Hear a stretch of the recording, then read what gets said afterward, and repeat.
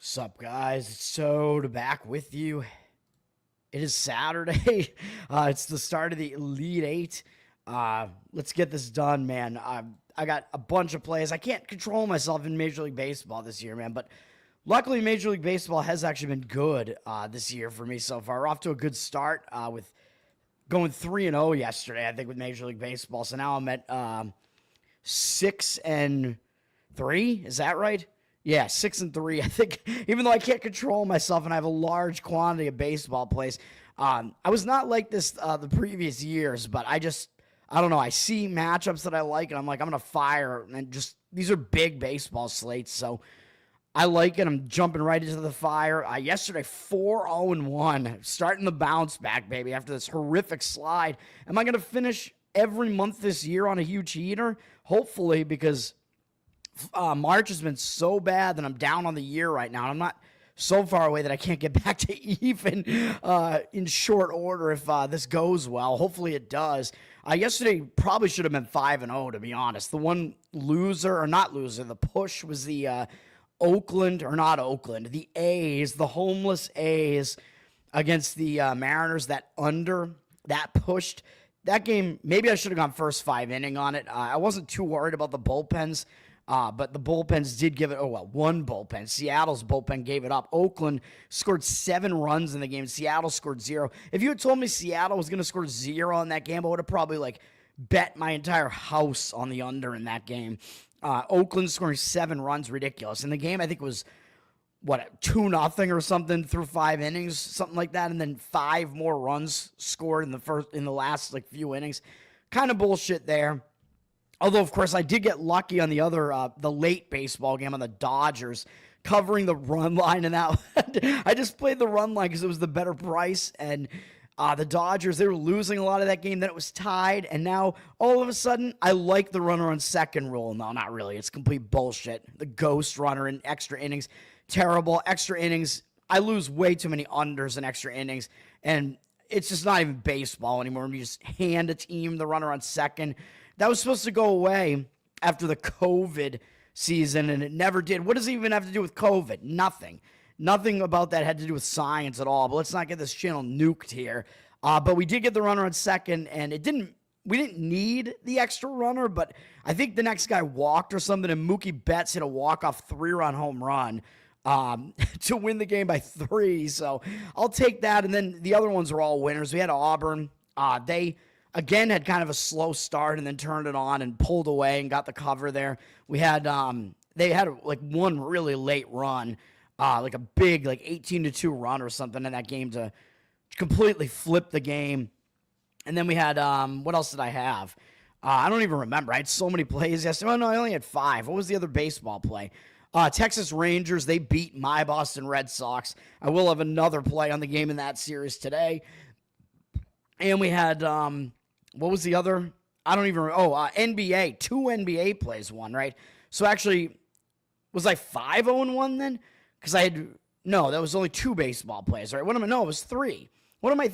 I don't even know what I'm doing here. It was 3 baseball plays. So actually, I have a push in baseball. So I'm actually 5-3-1 in baseball so far. And then I think this year, something like that. Whatever it is, 4-3-1. Maybe not as good a start as I thought, but the NBA plays were both easy wins on the Detroit Pistons, which I forgot to mention Cade Cunningham was not playing in that game, but they were without him for the last few games. Didn't even matter. It was all about the spot. I don't know if Cleveland rested some of their guys, but easy outright win there. And then the New York Knicks won pretty easily too. So NBA continues to roll along for me, and I avoided hockey. I will have 1 hockey play today, 1 NBA play today, 1 college basketball play, and a whole bunch of Major League Baseball, like I said, which is one of my best sports, but I think I'm maybe not controlling myself enough, maybe not restraining myself enough, but we will see. So yesterday, it was a good day. So we had the 2 NBA wins, college basketball wins. That was 3-0. I think it was 5-0-1 that because we had 2 baseball wins, right, on the Rangers, the Dodgers, and then the under. It was a push. So it was 5-0-1 yesterday. All right, let's get right into it, man. The Elite Eight is starting in college basketball. I'm going to go in order of the board, even though these are flipped. Alabama-Duke is actually the later game, but it's first on the board. Duke is up from 6 to 7, 54% of tickets, 63% of the cash. Money is coming in on Duke. I mean, this is going to be a pacing collision here where Duke likes to play slow, although they do somewhat have a tendency to kind of get into like higher scoring games with faster paced teams. Alabama, as we know, is one of the fastest paced teams in the entire country. This total is absolutely insane, up from 171 to 175. As far as the side is concerned, I mean, I probably would lean to Duke because that's where the money appears to be coming in here. I just think Alabama, I mean, they're just not as well-rounded. Like, they play fast, they score. They do have experience being here, though. So Alabama actually does have the experience edge because they have more upperclassmen on their team and the more experienced coach. So you do have to give them an experience edge. They were here last year. They were in the Final Four last year. So you can give them an experience edge there. Duke has a bigger crowd base, though, in this game being in Newark on the East Coast. Duke is going to have a lot of fans there, especially because a lot of Duke's players come from the Northeast typically. I don't know about this year, but Duke, as far as the experience, they do have a lot of younger guys. We know Cooper Flagg's a freshman. They have a few freshmen on this team, a coach that hasn't been there that long. So we'll see if the experience does play a factor here. I do think Duke probably should have the advantage in this game. I mean, well, it's factored into the line. Of course, you're probably not getting any value laying points with Duke here, but still, I think Duke, I mean, they're the more well-balanced team. I mean, they play defense, and they also try to slow the game down, which these fast-paced teams, it's not great for a tournament setting, especially on a quick turnaround time. You have a quick turnaround time, and then you have to play slow. That's not really what you want to do, and Alabama's coming off a fast-paced game against BYU, which is what Alabama wants to do. Duke is going to, I assume, try to slow this game down. So if that wins out, you might want to look towards the under. And I think the best way to play this game is actually the under. This total is actually insane. It's up from 171 to 175. Juice to the over with 87% of tickets and 89% of the cash coming in on the over. I mean, absolutely ridiculous line here, which the line in the Alabama-BYU game, I think, was somewhere in this vicinity. It was one of the highest totals ever in tournament history. And the previous games that were totaled that high had not gone over. That one did. But Alabama, I mean, I think they hit 25 threes in the game, which might have been like a tournament record or something. Alabama had an unbelievable amount of threes in the game, scored 118 points or whatever it was. And Duke also scored 100 in their game. So I don't think there's any way you're getting any value on an over in this game. And the public is not even being dissuaded by a high total here. Seeing both teams coming off scoring 100 points, the public will actually want to come in and play the over here. I obviously disagree with that. I think the total is totally jacked up. And if Duke is going to control this game, I think you got to expect it's going to slow down a bit more. Probably the best comparison that we have for Duke this year is the game against Kentucky, because Kentucky is an SEC team that plays fast, is better on offense and defense, and that game played in the 140s, and Kentucky actually won the game, and that was a neutral location, I'm pretty sure. But that game was well under this total in the 170s, although Duke has actually faced a couple other fast-paced teams like Illinois, and that game went way over, but it was mostly because Illinois couldn't stop Duke in any capacity at all, and maybe Alabama I will be able to do something on defense in this game to maybe slow Duke down just enough to get this game under this giant total here. But I'm going to stay away. I mean, I still think the best way to play that game is the under, but I'm not going to play it. I am playing the other game, and I'm going to lay the points and go against my own bracket, unfortunately, with Florida here. I don't think it's going to happen for Texas Tech, man. Even though I do have them in the Final Four in my bracket, I had to differentiate my bracket to some degree, and it might come back and screw me because I'm not the only one that has Auburn as the champion. I probably should have gone with Houston as the champion just to differentiate myself a little bit more, and Houston looks like a nice anti-public underdog so far tomorrow. Florida up from 6.5 to 7, 84% of tickets, 90% of the cash coming into them. This game is in San Francisco, but of course both teams have been out in San Francisco already, so they're used to it now. They already played a game out there. The disadvantage for Texas Tech here, well, one of the main disadvantages is they played the late game the other night. They had to make a furious comeback, one of the biggest comebacks in Sweet 16 history, down 16 with several minutes left, 13 with 4 minutes left. They came back, send it into overtime and won. This might be a tired Texas Tech team after that. Florida, on the other hand, played the earlier game. They still are a little bit battle-tested because they had to escape against UConn the round before that. Maryland was giving them a test for a while, and then Florida pulled away. I think that's better for Florida, even though I know Florida lost, is it Conyers? What's his name? I don't even remember his name. Florida lost one of their starters in that game to injury. I don't know if he's coming back or not in this game. So that is a concern, although Texas Tech has been without their best player, McMillan, for this entire tournament, which when I made my bracket, I thought he was going to be back by the Sweet 16 round. He's still not back. And if he does come back in this game, I think that's going to kind of throw a wrench into the team chemistry, and you might not want to do that in a game like this. So I think if McMillan is still out, then you're going to have a little bit of a thinner Texas Tech roster, even though they do run somewhat deep. Coming off that tiring late game could be pretty difficult for them. Whereas for Florida, I think they're in the better situation. You're having a little bit of extra rest there, playing the earlier game the other night. And Texas Tech is either going to have that thin roster or they're going to bring McMillan back and have to readjust to having him out there. So I think Florida will get this done. Florida also plays fast. Texas Tech, I mean, they played a couple of teams that like to play fast, which I think Wilmington does and Arkansas does. And Texas Tech didn't do well in that game against Arkansas, really. They had to make a huge comeback late. So Texas Tech's easiest game in the tournament was against the slow-paced Drake, even though Texas Tech was beating Wilmington for a while in that game and probably took their foot off the gas. But Florida's a totally different animal. Texas Tech does have an experience edge in this game, though, as they have a lot of upperclassmen on this roster here. So that is one thing. They're better scorers and shooters are all upperclassmen. Florida has a little bit less experience there, but still, I just think the spot is not good for Texas Tech here. So we'll lay the points with Florida, unfortunately, in that one. Even though I still keep saying I don't think Florida is actually going to beat the champion this year.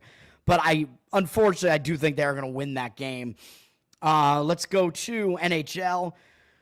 Keep it moving along, baby. Let's see. NHL, we have a huge NHL card, man, because, I mean, it is Saturday. I'm going to try to not get into any of these games that I think are just kind of boring or whatever here, but let's see. I mean, which games do I even want to talk about? I'm going to talk about Vegas and Nashville because this is my play. I'm going to grab Nashville. I know it hasn't gone well for me playing this Nashville team, who I think is still a bit undervalued. I mean, I think Nashville still is better than they appear record-wise, but I think this is a bad spot for Vegas. So I'm going to grab Nashville plus 136 money line, whatever it is. Vegas down from minus 180 to minus 153, so the line is crashing on Vegas. Don't see the percentages yet. Vegas, they're coming off a win over Chicago yesterday, which isn't a big win, but still, they're on a back-to-back now. They're playing a third straight road game and a back-to-back here, already having won the other two games on the road trip. Vegas, we know they're already going to be in the playoffs. Hill is their better goalie, and he's likely not going to be the goalie in this game because it's going to be a back-to-back. I know they won their last back-to-back against Tampa Bay, but that was the team they were going to show up for. Tampa Bay, Samsonov was in net there. His previous two games he did lose, though. And actually, 3 of their last 4 losses, I think, were all with Samsonov in net. Is that right? Or 3 of their last 5, 4 of their last 6. So they've lost a lot more of their games with Samsonov in net. Probably is going to be him in this game on the back-to-back. And who do they have up next? Edmonton and Winnipeg. And like I said, Vegas, they're going to be in the playoffs, so they don't have to worry about that at this point. I think it's a big look ahead to Edmonton and then Winnipeg. I think they might look right past this Nashville team in a spot where they have no rest and they're having to travel. Not a huge travel from Chicago to Nashville, but still, I don't like the spot at all. Nashville has a day off after losing to this hot St. Louis team, which they lost to twice in their last 3 games. But they did lose to them after beating Carolina. That was a big win for Nashville. And Nashville beat Toronto before the other St. Louis game. So Nashville has actually played pretty competitively in these recent games and beaten some good teams. So certainly not out of the realm of possibility they can beat another good team here. And it's a 2-game homestand. I think they will be motivated to try to split the homestand here, especially with a good team like Vegas coming into their place. Probably you'll get Saros in net for Nashville, hopefully, because he is their better goalie, even though I know I've lost some games with him in net. But we'll play Nashville on the money line there. Charles, what's up, man? Thanks for hanging out. All right. Then we do have, there are some other games that are like, I don't know, New Jersey and Minnesota. It's kind of an interesting game. Minnesota up from -125 to -133, but they are very public. 88% of tickets, only 59% of the cash. So the cash percentage is kind of indicating on the New Jersey side. And these teams are going to be playoff teams. New Jersey has been struggling without Hughes, their best player, though. I don't know if and when he's even coming back. New Jersey coming off getting shut out. I know it was against a good Winnipeg team, but a lot of times you do bounce back when you have a bad game like that. They'll have Markstrom in net in this game instead of Allen. I don't know if it makes that much of a difference. I do think Markstrom is their better goalie, though, slightly. And teams that are coming off shutouts usually tend to bounce back, but it is a back-to-back spot for them. So I don't know that they will. I think it's just a spot where I don't want to play New Jersey, even though the market does have some indicators on them, just because I don't love playing teams on back-to-backs. Minnesota, they had a big win over Washington, though, in their last game. So they're coming off a big win.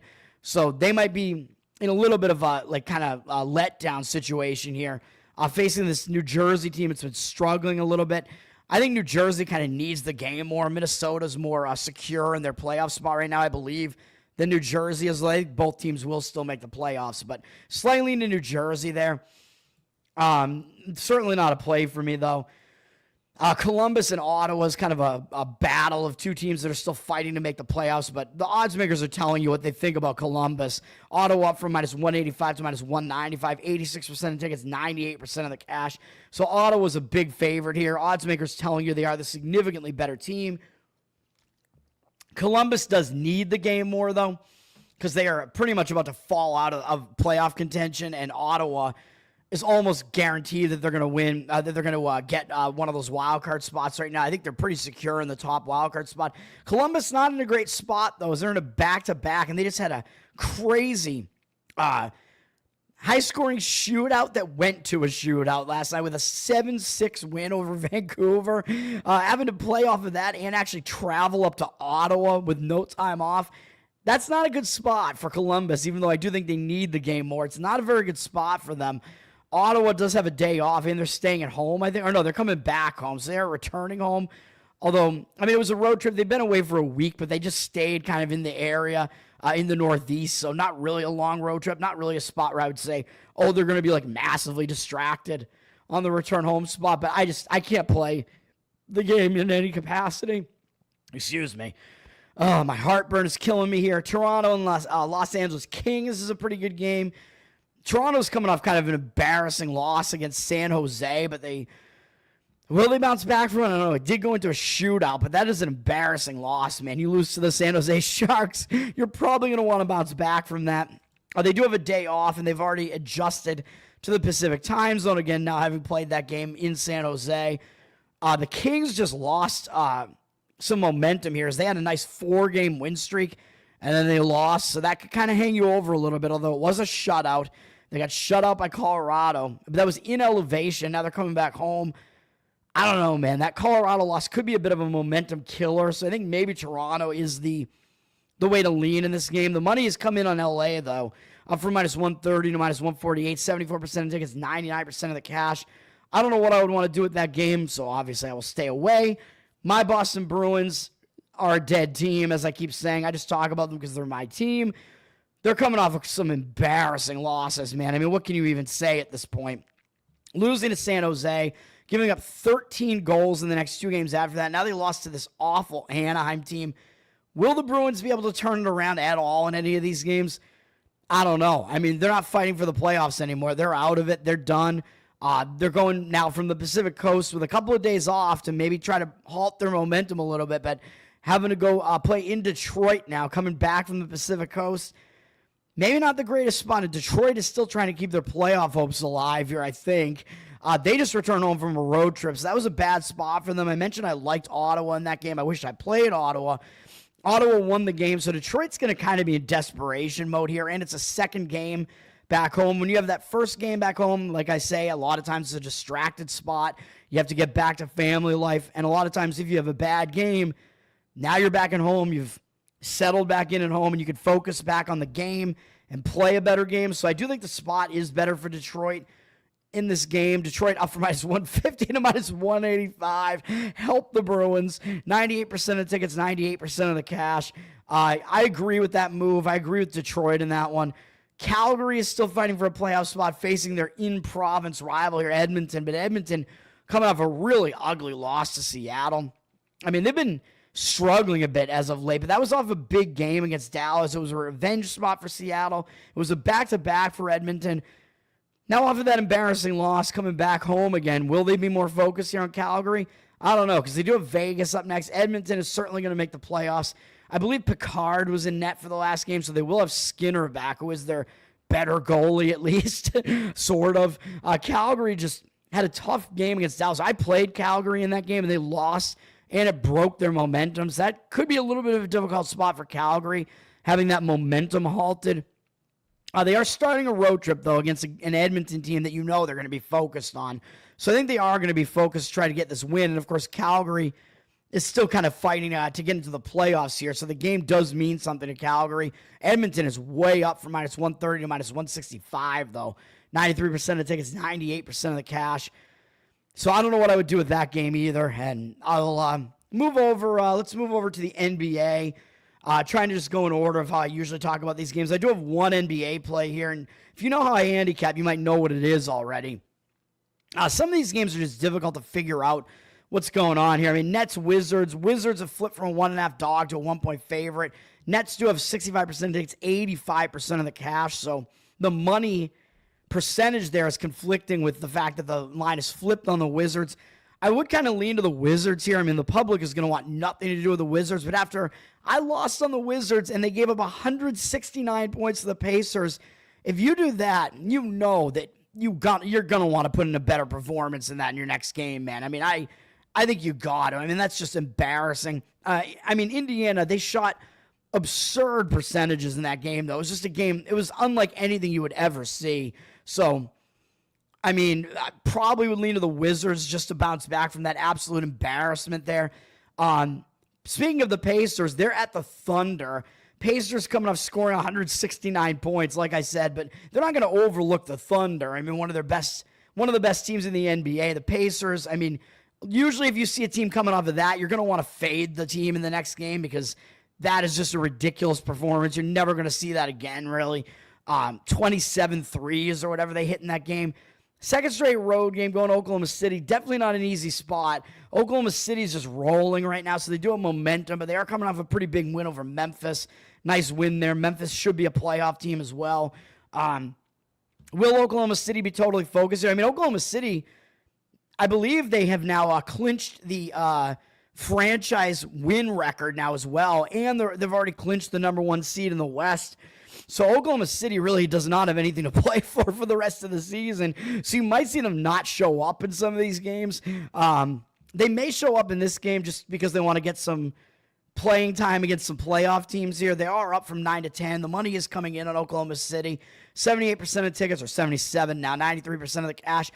The way that I would lean in this game is actually to the under for probably obvious reasons because the Pacers just scored 169 points and everybody knows how many points they score. But the problem I have with it is that the Pacers and the Thunder both play fast, so there certainly is a chance that both teams will just go on a scoring frenzy in this game. But if the Thunder have a big lead in this game, I think the under is more likely because the Thunder could just take their foot off the gas, start kind of, just having longer possessions just to try to end the game.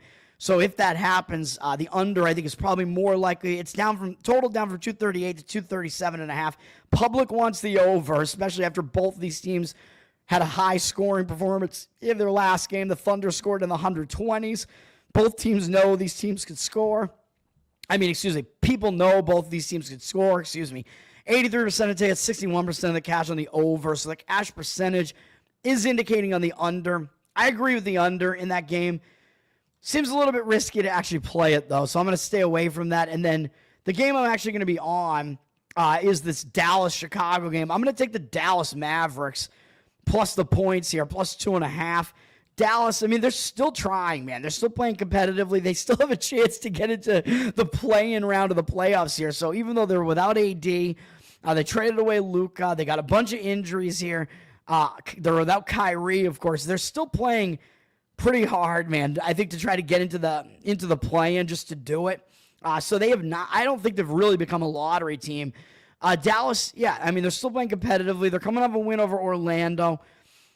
I think they're going to I think that might just give them some momentum here, man. I mean, they have a little bit of momentum, winning 3 out of the last 4. Yes, I know it is a 4th straight road game, but they've had days off in between the last couple of games, so that's not that bad.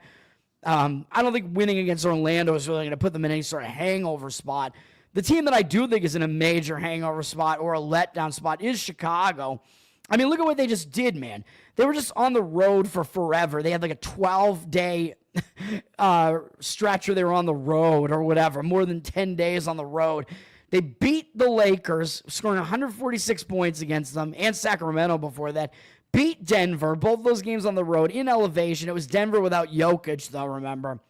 Then they came back home, LA in revenge, and they beat the Lakers again. And if you didn't see how Chicago beat the Lakers in that game, it was one of the most insane endings you'll ever see. The Lakers were winning the game 116 to 111, I believe. They were winning by 5, I'm pretty sure. Whatever the score was, something like that, if I'm doing the math right. Or was it 115 to 110 maybe? Whatever it was. Chicago had the ball, and they hit a 3. Okay, I mean, that's not that crazy yet. To cut it to 2, it was with like 14 seconds left in the game, I'm pretty sure. So Chicago was going to have to intentionally foul. LeBron threw away the inbound pass. It was one of the worst inbound passes I've ever seen. Yeah, the clutch LeBron there, man. This is why I don't think he's the GOAT, because he makes plays like this in the clutch, man. I would much rather have MJ in his prime. I think Michael Jordan is the best player of all time. Maybe because I'm a product in the 90s and I'm a Celtic fan, so I hate LeBron. But, I mean, LeBron he fails too much in the clutch. That was just ridiculous. I mean, I don't know what he was doing on that inbound pass. He's just kind of like, yeah, whatever. Throw it in. Throws it right to Chicago. They hit another 3, and now all of a sudden Chicago's winning the game. Then LA drove down court, and I think Luka scored to retake the lead by 1 with 3 seconds left. Then Chicago threw it up from half court, and it went in to win the game. Unbelievable sequence to end that game, unlike anything that you'll ever see. So now Chicago's coming off of that, and they're playing Dallas, who's this massively injured shell of a Dallas team. And Chicago's got Oklahoma City up next. And yes, I know Chicago's playing for playoff positioning as well. I think they're trying to get into the play-in right now. So yeah, these games matter, but I mean, they've won a bunch of games in a row to try to do this. I think at some point they're going to have a down game, and I think it is this game. I like Dallas in this one. The market seems to agree with it. Chicago down from 3 to 2.5 with juice, 69% of the tickets. So Chicago is public after what people have seen them doing recently. Public doesn't want any part of this injury-plagued Mavs team. Bulls are only 58% of the cash, though. Bulls also playing a weaker conference, man. The East is certainly way less stacked than the West, so the Mavs are more battle-tested. So I kind of like that aspect of this as well. So I'm gonna take the Mavs in that game. You might be able to get a 3 on it as well. MJ better than LeBron. Yeah, that's true. Although we do have that. There is the Michael Jordan crying meme, though, which was, why was he even crying? Like, he was in the audience watching a North Carolina game or something. I don't even remember what it was. But, yeah, he is definitely, you're right, he's less of a crybaby on the court than LeBron. Yeah, Michael Jordan, yeah, kind of a crazy dude, tough dude. And then we do have Lakers-Grizzlies. I mean, this is a good game. Lakers coming off the way they lost that game, absolutely ridiculous. You got to think they're probably going to be focused coming into this next game, although the Lakers already know they're going to be in the playoffs. It is finishing a road trip, though. They are playing a 3rd game in 4 days, 4th game in 6 days, all in different cities, so it isn't really the easiest travel or rest spot there. Memphis, what do we got with them? They're coming off a loss to OKC, I think, right? Yeah, they're coming off a loss. They're returning home from a long road trip, though. They've been on the road since March 17th, went out to the Pacific Coast, then into Elevation, and then to OKC. So I think the spot is definitely worse for Memphis. They are returning home from that road trip. LA, yeah, they're playing a 3rd game in 4 days, all on the road, but I think LA more in the bounce back spot here. So I lean to LA, but the market read is all in the Grizzlies here, up from 1 to 2.5. 58% of the cash coming into them and 83% of tickets on the Lakers. I think maybe the Grizzlies have more to play for as far as the playoffs are concerned, but I don't really agree with this situationally. The market Reed looks like it's on Memphis. I don't really agree with that. And then my Boston Celtics are laying a lot of points against the Spurs. The Spurs coming off a pretty tough, close matchup against the Cavs. Or I think the Spurs actually just played really hard and didn't go away and like erased like a big deficit, if I remember correctly. Yeah, they were down pretty big, but they're actually winning the game various points in the second half, and the game was tied with a few minutes left. So the Spurs coming off a really big performance there.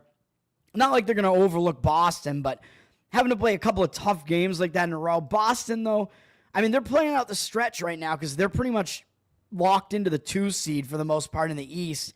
Not technically, but it's pretty likely that's what they're going to get. They do have a couple of days off, even though they are playing a 5th game on the road. They've already won every other game on this road trip, though. So the Celtics are playing really well right now. Probably it's a train you don't really want to step in front of. And San Antonio coming off a tough game against Cleveland. Probably wouldn't want to look at the Spurs here. The Celtics are very public, though. 92% of tickets, only 91% of the cash, but they are up from 11.5 to 12.5. I don't know, man. Maybe it's one of those games where the Celtics don't really show up for once. Don't know, but let's get into the MLB. I mean, this is crazy, man. The MLB, we have so many games here, and I'm on many of them. The Brewers and the Yankees played a game 2 days ago. The Yankees won. They're not playing today, or they didn't play yesterday, excuse me. They are playing today.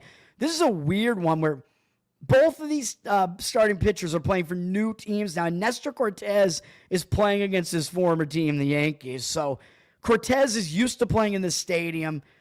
So I could see an argument for there being for Cortez being pumped up for this. He knows how to pitch in Yankee Stadium, and he's facing the team that let him go, so he's going to be pumped up to try to pitch well against them. So I think there is an argument that Cortez is going to pitch well in this game. But then the other argument on the other side is that the Yankees know his tendencies, and they know him because he was on their team, and they know how to hit him, even though they haven't faced him in a real game environment.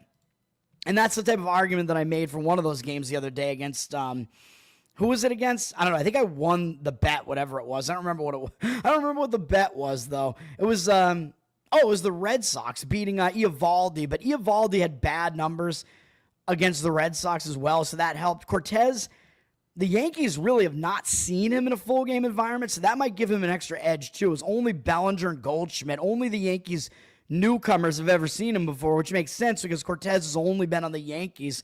So the Yankees hitters that have been on the team while Cortez has been there have never seen him in a full game environment. And the two guys that have are only 1 for 6 off him lifetime with 2 strikeouts. So I do think Cortez does have an edge in this game. Max Fried is making his Yankee debut. How is he going to adapt to Yankee Stadium? I don't know. I mean, he's a decent pitcher. I've always thought he was a little bit overrated. Maybe making the move to the AL East is not going to be the greatest, but he has good numbers against the Brewers. The only 3 Brewers players have seen him before, which is kind of strange. Maybe when they were on other teams or something. I don't know. But the Brewers, they have 54 at-bats against him, but it's all almost entirely Hoskins and Yelich. So I don't know. But he has held the 3 of them, and Bowers, the 3, has held them to a 204 average and 567 OPS, although he has walked 5 guys. But I want to walk 2 5 guys. Get me a burger and fries, man. So Fried does have good numbers as well against Milwaukee. He probably will be pumped as well. The question is, how will he adapt to playing in Yankee Stadium? So I could see an argument for playing the under in this game. I'm not going to do it. And then because the relief staff's rested yesterday, the under would make sense for that reason as well. A full game with rested bullpens after neither team played yesterday. The total, though, 74% of tickets and 83% of the cash on the over. And the money is coming in on the over, up from 7.5 to 8.5, juice to the over. I don't really agree with that. And the market percentages look like they're agreeing with Milwaukee as the Yankees are down from minus 165 to minus 162. 88% of the tickets and only 73% of the cash. So take from that what you will. Yeah, fuck the Yankees, obviously. I do hope they lose. I mean, I'm concerned that they're still going to be good this year, even though they don't have Garrett Cole, and they've kind of changed their offense around a little bit with losing Soto and who else did they lose? They lost one other really good hitter, too. They lost Soto and I can't even remember who else they lost. I don't even remember. But they added Bellinger and Goldschmidt, although Goldschmidt is really old now. Anaheim and Chicago, I would say I lean to the under in this game. Both of these teams didn't play yesterday either. So you got some bullpen rest involved here. Soriano, the White Sox really have not seen this guy before, and they're 0 for 6 off him. And Jankowski has 3 at-bats against him. 0 for 6 off him with 2 strikeouts and a walk. So, I mean, they don't have a lot of experience facing Soriano, and he's done well against him. And then on the other side, Jonathan Cannon is a very young pitcher who I think made his debut for the White Sox last year. And he showed some glimpses of being a pretty decent pitcher. And LA, they really have not seen much of him either. Only 3 guys have seen him before, including Logan O'Hoppe. He's the Irish version of Hans Herman Hoppe. He's an Irish an Irish nationalist, I guess. No, I don't know. The 3 Angels hitters who have ever seen Cannon before, only 2 for 12 off him. So I do see arguments for the under here. I just think it's a little bit questionable how good these pitchers actually are. I'll stay away from it, but the total is up from 8 juice to the over to 8.5 juice to the under. It's a very small movement up. 78% of tickets, 84% of the cash coming in the over. So I don't really agree with that slight tick upward. I agree with the under. You'll find in Major League Baseball, I mean, I disagree with market moves a lot. And baseball, I mean, I had some issues with baseball last year, but I think overall it wasn't that bad of a season. But I'm looking at the matchups, man. First game we're going to play is on the St. Louis Cardinals plus 106, even though I know St. Louis won the first game against Minnesota here. So it's revenge. But baseball isn't really a momentum sport, man. It's really more of a matchup-based sport. I know money is coming on Minnesota a little bit here, up from minus 110 to minus 113.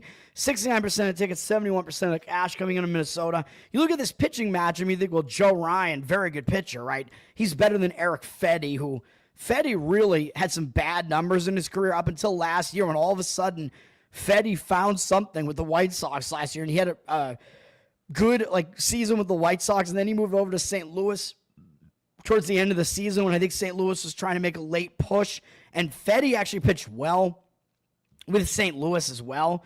I think he only had 3 or 4 home starts with St. Louis towards the end of the season last year, but he did pitch well in the stadium. He did well with them. So Fedde, maybe a little bit under the radar here. Joe Ryan is more the pitcher who's known as being a good pitcher, and he certainly is. I mean, he had less than a 1 whip last year. Very, very good stuff. But again, this is about the matchup. And what do we have going on here? Oh, well, most of the Cardinals' best hitters have seen him before, and they're 7 for 14 off him with 3 home runs. And those home runs aren't just one guy doing damage. They're spread out. Burleson, Newt-Bar. Newt-Bar sounds like a protein bar that you're going to have for lunch. Hey, give me one of those Newt-Bars. It's the Scandinavian way to say nut or something. It's got peanuts in it, right? Peanuts. Give me that Newt-Bar. Lars Newtbar. Very, very good Boston accent name there. He's got a home run off him. Walker has a home run. So it's spread out a little bit, and all it comes down to a 500 batting average and 1,748 OPS. And I know it's a small sample size, but the St. Louis hitters have done damage against Joe Ryan, man. So that's not great for Joe Ryan. I don't know how many times he's pitched in Busch Stadium, though. He probably has not pitched here that often. I think I did look. I wish I remembered because I tried. It's really difficult, man, to try to actually find what have these players done in this particular stadium. Like ESPN, if you go to their game log, you have to pick year by year. So you have to go back and go, oh, when did he play St. Louis? Let me see. Oh, he didn't play them this year. Oh, okay. He hasn't faced them that many times. So he was at St. Louis, by the way, 2 years ago here. 4 innings pitched in this outing. He gave up 7 earned runs and 4 home runs in this game. 9 hits. You could say, well, that's just one start. It's a small sample size. Yeah, but I'll take it as an indicator of something, man. So that was I think the one time maybe he had a start at St. Louis, and it did not go well. Meanwhile, Eric Fedde actually has good numbers against Minnesota's hitters. We have a bigger sample size here, and he's held them to a 200 batting average, 672 OPS. So I like this a lot better. Fedde has done a lot better against the Minnesota Twins. So I'm going to do it, and then I'm going to go full game because the bullpens rested yesterday. So the bullpen, even though I think Minnesota probably has the better of the 2 bullpens, worries me a little bit, but I'm going to go full game on it just because the bullpens are rested. Usually when that's the case, I'll just kind of ride it and go full game on it. That is what I will do in this game. So that's the first play. Let's try to get this done, man. I just want to make sure I'm looking at the right, because sometimes ESPN will still have like a different batter versus pitcher team up there. I just want to make sure I'm looking at the right stats there. It's made with real newt. Yeah, that's right. It's made with some sort of like salamander type of creature mashed up in there. Baltimore and Toronto. I'm going to play this game as well, man. I know I think you're probably having to pay a little bit of a tax to pay Max Scherzer here, but I'm going to do it anyway. Toronto minus 124. This is a matchup play as well here. I think I'm probably going against the market as well in this one, but you know I don't like Dean Creamer. If you watch my show, I hate Dean Creamer. I hate him. Max Scherzer, Toronto's up from minus 125 to minus 127. 53% of tickets on them, 62% of the cash coming to Baltimore. I'm not convinced that Baltimore is really that good this year, man. I don't think their starting pitching is very good. I believe they lost one of their best hitters, right? Santander. They lost him to Toronto, I'm pretty sure. So he's on the other side of this matchup here. Now, Scherzer, yeah, I know you're paying a tax for him because this guy is a future Hall of Famer. We know.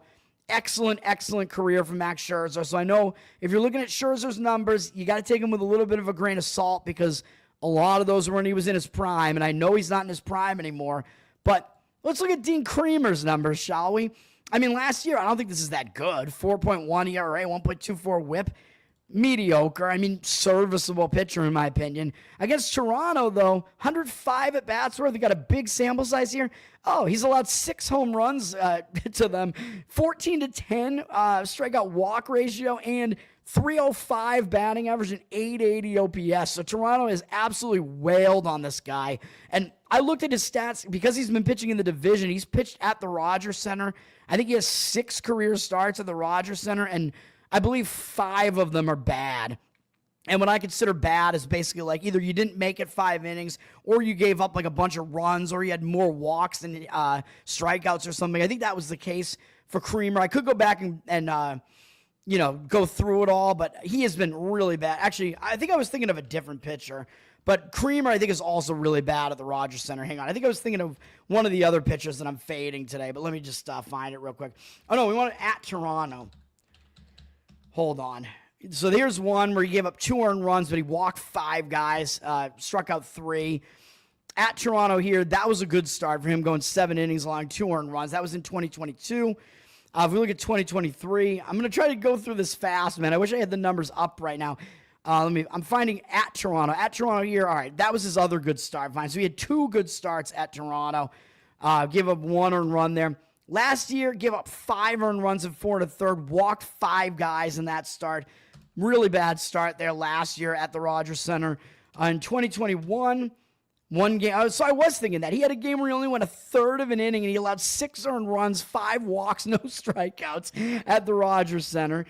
So he has not been good in the stadium, man, overall. He's had 2 good starts and a whole bunch more bad starts. His numbers against Toronto and at Toronto are all bad. Max Scherzer, again, like I said, I don't know if we can really trust him, but last year his stats are still pretty good. 3.95 ERA, 1.15 whip. And you have these guys who are elite pitchers, like this Hall of Famers, even though he is 40. These guys, they're smart pitchers, man, and they know, with their diminishing velocity and whatever, and they know how to mix up their pitches still and fool hitters, and that's what it comes down to. Can this guy still pitch well even if he loses his velocity? Is he intelligent? Can he still get batters to be fooled by his stuff? And I think he can. Max Scherzer has always had really crazy breaking stuff, even though he did throw a really fast fastball as well. I mean, I assume he's probably still throwing in the low to mid 90s, even if he's not reaching the upper 90s anymore. So he has not shown me that he's completely fallen off a cliff yet, even though I know he's been dealing with injuries. Baltimore's hitters, I mean, the one thing you could say is at least this is probably at least recent enough because most of these hitters haven't been in the league that long. So we're not looking at these hitters were all facing Scherzer 10 years ago. That's not the case with many of these guys. So I think these numbers are still valid. And in 40 at-bats, Scherzer has a 16.3 strikeout walk ratio against them, a 175 average against him, 508 OPS. So Scherzer has held these Baltimore hitters down quite a bit. So I like it. I think I did look at Scherzer in the Rogers Center. I don't think he's pitched there very often. I think he only has a couple of career starts there, or a few, but I think they were all good. So I think all of his starts in his career in the Rogers Center have actually been good, which makes sense. I mean, he's an excellent pitcher, a Hall of Fame pitcher. Santander, they're actually one of my banks, actually.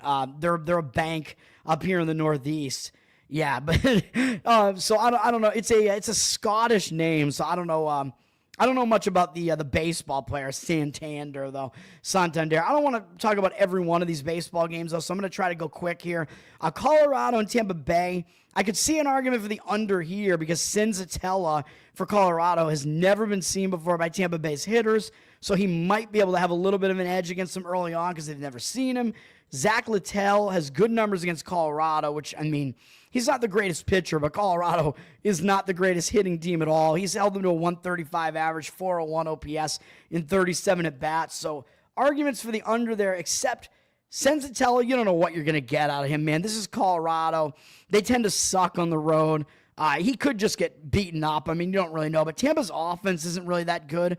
So I do still agree with the under. The market agrees with the under in this one, actually, as it's ticked down a little bit to 8.5 juice to the under a little bit further. 64% of tickets on the over, 52% of the cash coming in on the under, though. And, of course, this is in Tampa and not in Colorado. I don't even know where Tampa is playing.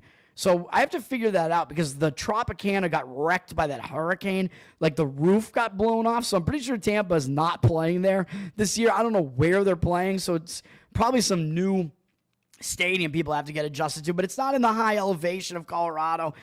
But Colorado's pitching tends to not do well on the road anyway. Senzatella, his numbers were awful last year, though of course some of that was because pitching in high elevation sucks, but we will see what actually happens there.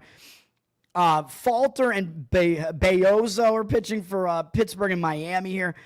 These teams did play yesterday on Miami and Pittsburgh. Miami took the first game and lost the second game, both one-run games. Miami actually somehow won the game that Skeens started. Once Skeens came out of that game, Pittsburgh's bullpen kind of unraveled. By the way, Tampa and Colorado didn't play yesterday, I believe, so that's also an indicator. Oh, no, I think they did. I think they didn't play the game before that, but still, they might have rested enough bullpens that the under makes sense there. In this Pittsburgh-Miami game, Bailey Falter, I mean, he has really good numbers in 15 career bats against Miami. Miami, a weak hitting team. They only have one hit off of him in that span. So he's held them down, which makes sense. And then Bayozo on the other side. He was a guy that I played on a couple of times last year. He's shown glimpses of being really good. Last year was his first year in the major leagues. He's a pretty good pitcher out of Mexico. But his numbers against Pittsburgh are actually not great. They've seen him before, and they hit him to the tune of 385 from what they saw against him last year in a 1,077 OPS. So originally I was thinking, I might want to take the under in that game, but with Bayozo not having very good numbers there, I don't want to do it. Justin Verlander is now pitching for the San Francisco Giants.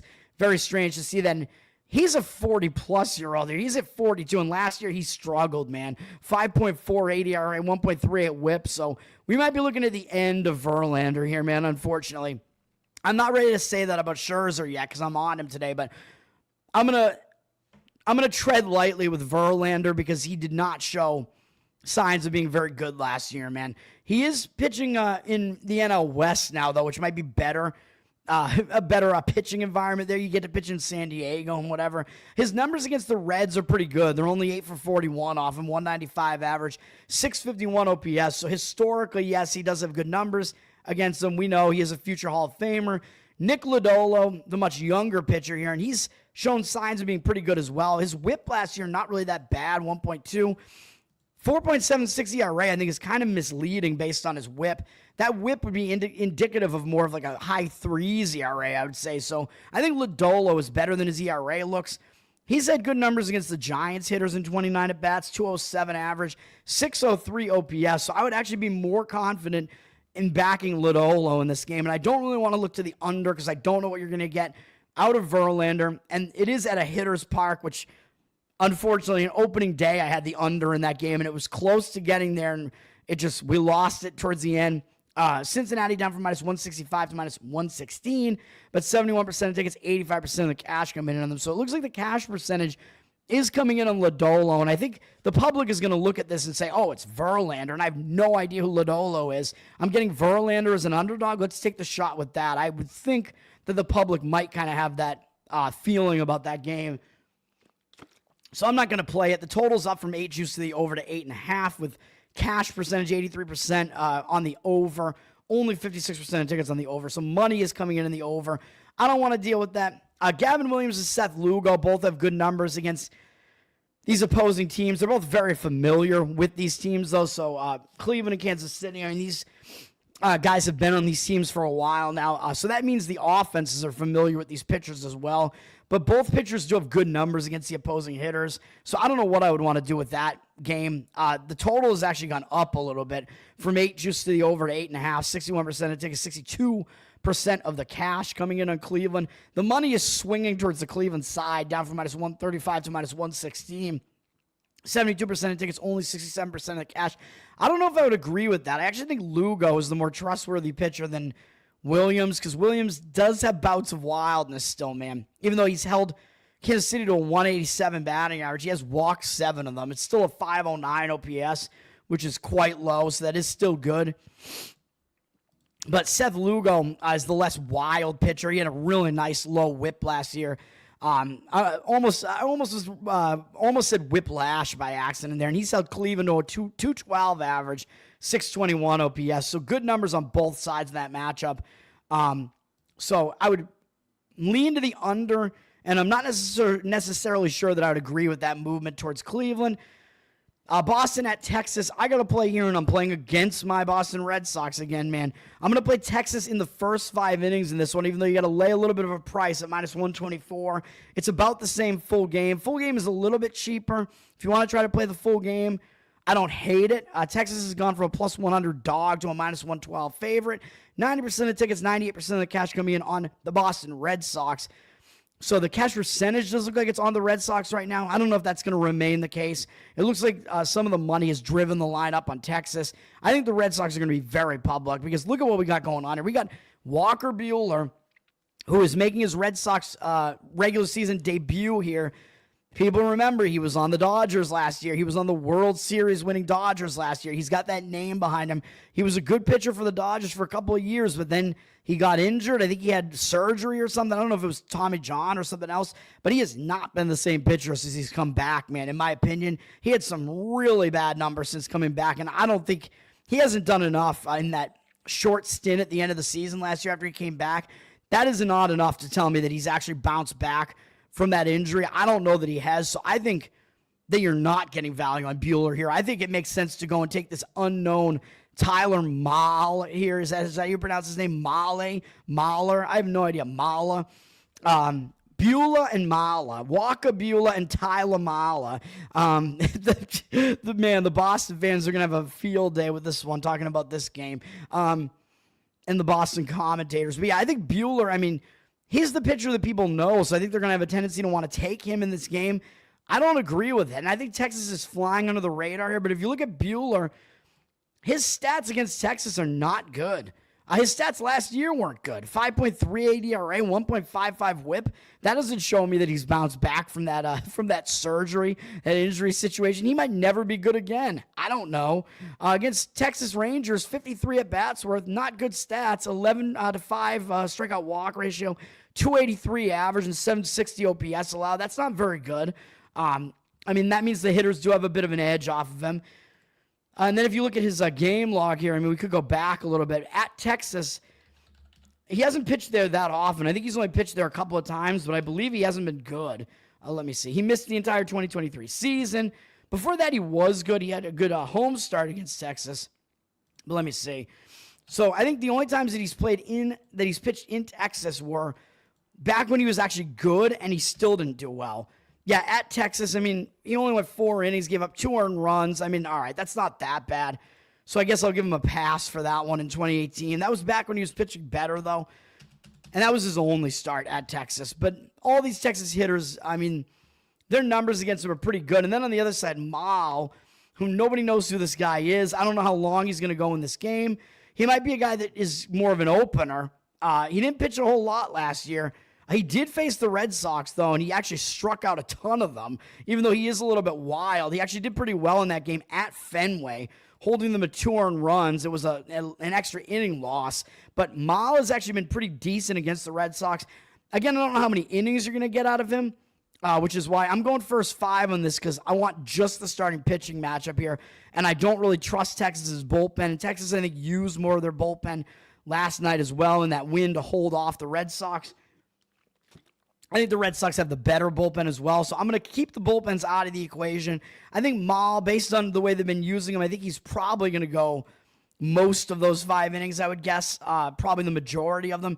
He actually hasn't been that bad of a pitcher, and nobody knows who this guy is. I know he's 30 years old. Nobody knows who he is. He has a good strikeout rate, well over 1 per inning. Probably because he doesn't pitch that many innings, so he doesn't lose his velocity. His problem is the walks. The walk number is really high, so he's got to keep that in check.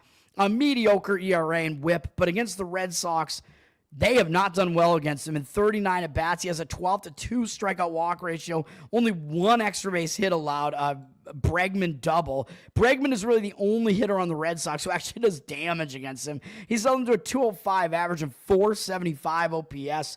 So I think Mal does have a bit of an edge there in that game. So I'm going to go with the Texas Rangers. Got to pay a little bit of an extra price for that early, first 5 inning play there. But that's what I'm going to do in that one. And then I got another play coming up right after that. Nope, not Atlanta, but I do have Atlanta too, which you'll see in a minute. I'm going to play on the Houston Astros minus 122. I believe the Astros have split the first 2 games of the series with the Mets. I like Arrighetti in this one, even though the money is coming in completely against it. I don't understand it at all. Down from minus 125 to minus 117. I do not get this. 70% of tickets, only 50% of the cash. Doesn't make any sense to me why the money would seemingly be driving this line towards the Mets. I don't understand it.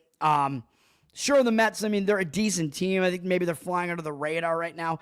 But look at this pitching matchup. It's Griffin Canning.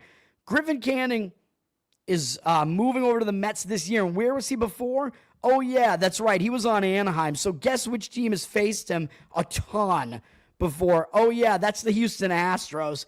They've faced Griffin Canning a ton in his career. He was terrible last year. 5.19 ERA, 1.4 whip. I mean, okay, and this is not a change in venue because he pitches in Houston all the time. Look at what Houston has done to him in 88 at-bats, 13-8 strikeout walk ratio, 307 average, and 921 OPS. And you're telling me money is coming in on this guy? Hell no. It makes no sense to me at all. He gets rocked by Houston. He's the guy that has, I think, kind of an extended amount of, well, let me see. When he's pitched at Houston, he has not done that well. That game, he walked 3 guys and only struck out 2 in a 5-inning, 2-run performance. I don't consider that to be impressive. 4 1/3, giving up 3 walks, 6 hits, 2 home runs, 4 earned runs. Don't like that either. So, I mean, again, his recent starts in this ballpark at Minute Maid, not good. Here's a good one. All right, fine. He went 6 innings, allowing 1 run and 1 start there in 2023 against him. Okay, fine. He had 1 good start. This one, he only went 2 1/3, gave up 6 earned runs, 2 walks, 2 home runs. Another terrible start at Minute Maid there in 2021. Had a game, let me see. I think he has maybe 1 more game at Houston. I went through the whole game log here just to see. Nope, that was it. So he basically has like 1 good start and 1 like decent start at Houston, and all the rest of them have been awful. His numbers against Houston are awful. And then Arrighetti on the other side, his numbers were bad last year. There's no doubt about it. 4.53 ERA and 1.41 whip. But look at what he did like later in the season, man. He started pitching a lot better later in the season after he kind of had an adjustment period. Look at the late season, man. He allowed 4 earned runs only 1 time against the White Sox somehow. And yeah, and going all the way back to early July after giving up 6 earned runs to Toronto, the only 2 starts where he gave up 4 or more were that Oakland game and the White Sox somehow against bad offenses. But he pitched really, really well down the stretch. So I think he's better than what people think he is. He's got good stuff, and the Mets have basically never seen him before. Only 2 other guys have seen him before, and yeah, I know Soto is 2 for 3 off him with a 3-run home run, or a home run and 3 RBIs at least, whatever, I guess. But really, I think what you can glean from this is basically the Mets hitters have essentially never seen him before. And Siri is 0 for 3 off him. Ask Siri what he thinks about facing Arrighetti. So you're getting a pretty much a lineup that has not faced Arrighetti before. So I think that's an extra edge to Arrighetti.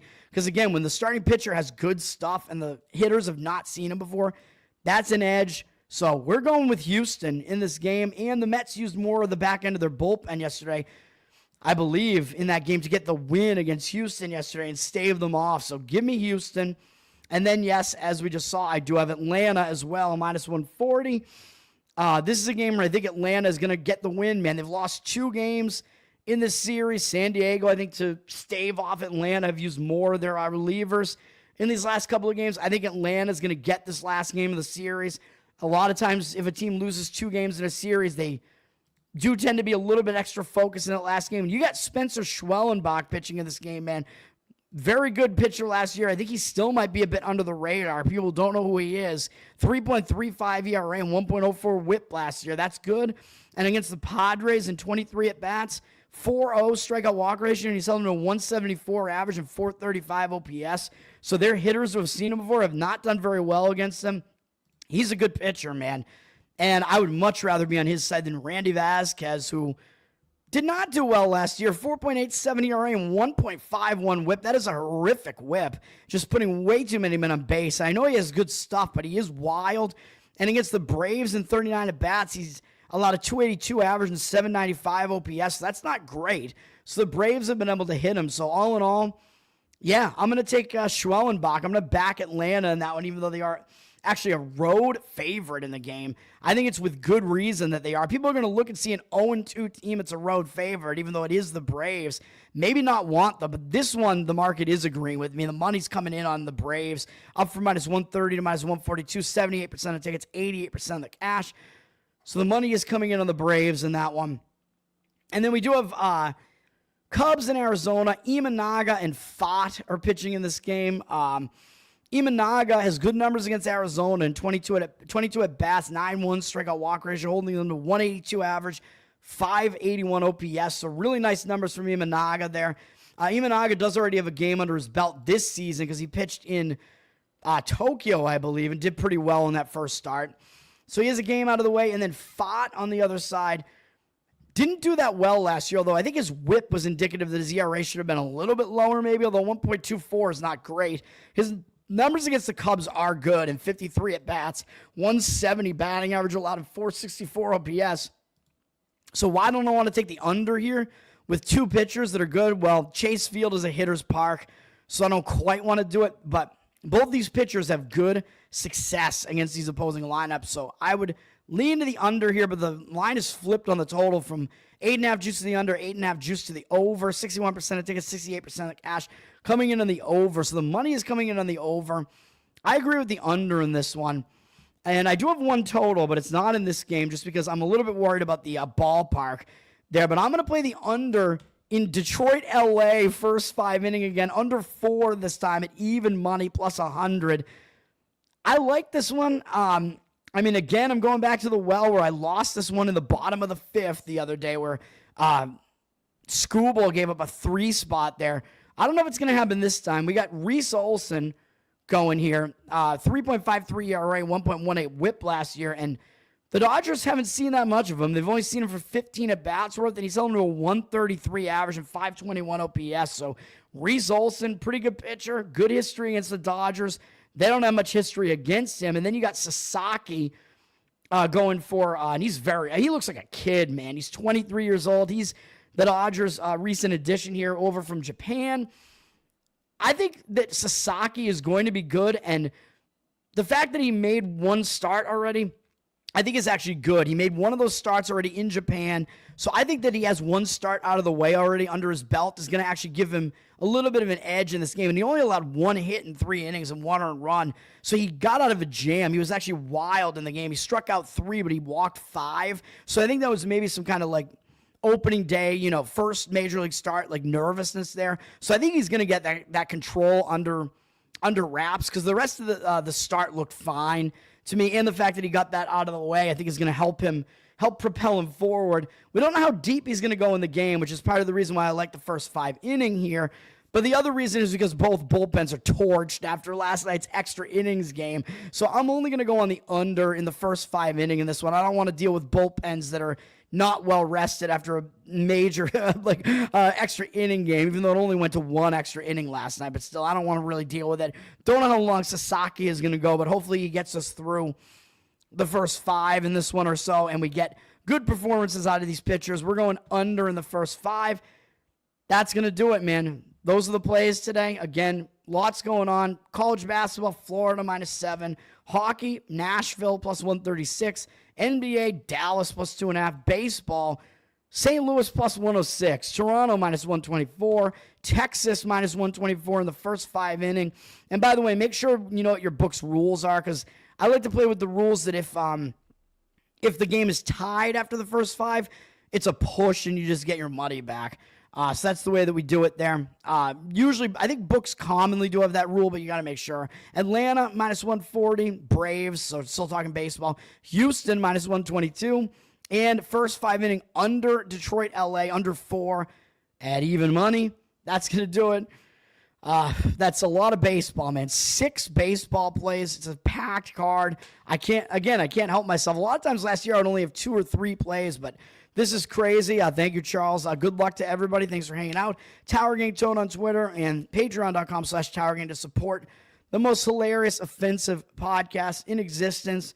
That's going to do it for me.